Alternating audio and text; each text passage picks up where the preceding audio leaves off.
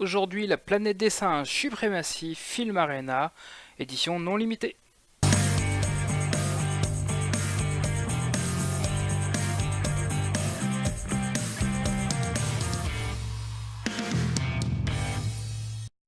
Et on commence donc avec un petit comparatif avec le steelbook français avant que je le revende. Donc édition qui paraissait bizarre sur les photos, qui l'est un petit peu en réalité aussi. Spot gloss donc sur César à cheval en rouge. Pas de titre ni même de visage là pour le coup sur la tranche, rien. Donc très étrange comme visuel. Ça peut vous surprendre, j'aime pas trop mal le visuel arrière pour un verso, le symbole a une symbolique qui est intéressante. Pour vous comparer le niveau de finition, je pense que quand on a l'un à côté de l'autre, on sait qu'il vaut peut-être mieux passer sur l'édition française. Après, effectivement, dans le film Arena, de base, vous n'avez pas de VF, donc c'est quand même un point à prendre en considération. Moi, je l'ai pris uniquement pour pouvoir extirper le disque 3D que je voulais. En tout cas, donc cette édition Film Arena a quand même un petit point qu'à la rigueur, elle pourrait envier l'édition française, c'est je trouve l'artwork interne, moi que j'aime bien dans l'édition française. Mon petite copie digitale hein, après dans l'édition française, voilà, c'est la petite différence aussi. Alors on va commencer d'abord par l'effet lentille. Au niveau de l'effet lentille, il sert surtout à une impression de profondeur hein, comparé au steelbook normal, même si je suis pas un grand fan des lentilles.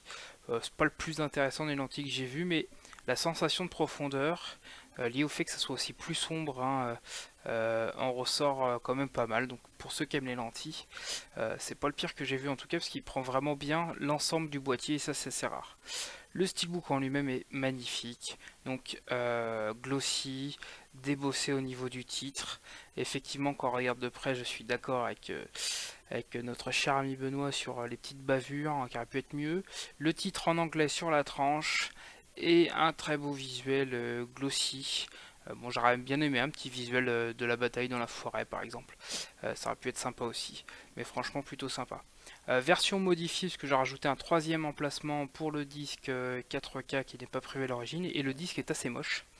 Le visuel artwork interne, je le trouve plutôt sympa, surtout en clin d'œil, je pense à Charlton Heston. Concernant la 4K, on est vraiment, j'ai regardé les trois versions, donc 2D, 3D et 4K. Franchement, c'est la meilleure façon de voir certainement le film, notamment si vous êtes équipé Atmos, puisque cette piste son n'est disponible que dans cette version. Vraiment, une valeur ajoutée par rapport au visuel en comment dire de la partie 4K, donc de la partie on va dire amélioration du visuel, voilà, sur les contrastes, sur les textures, les poils, notamment au niveau des arrière-plans, c'est assez visible. Maintenant l'édition 3D est pas inintéressante, même si c'est de la 3D post-prod. Elle offre une profondeur, notamment dans la scène de forêt, que j'ai beaucoup aimé. Donc si je devais hiérarchiser, la 2D, la 3D et la 4K qui est vraiment la meilleure façon de voir le film. En tout cas, je vous conseille, même si c'est pas un top démo, il est quand même assez sympathique à regarder de cette façon-là. En tout cas, il ne me reste plus qu'à vous remercier d'avoir suivi cette vidéo avec un petit buste de César à côté qui comprend le reste des films. Et je vous dis à bientôt, abonnez-vous, ciao!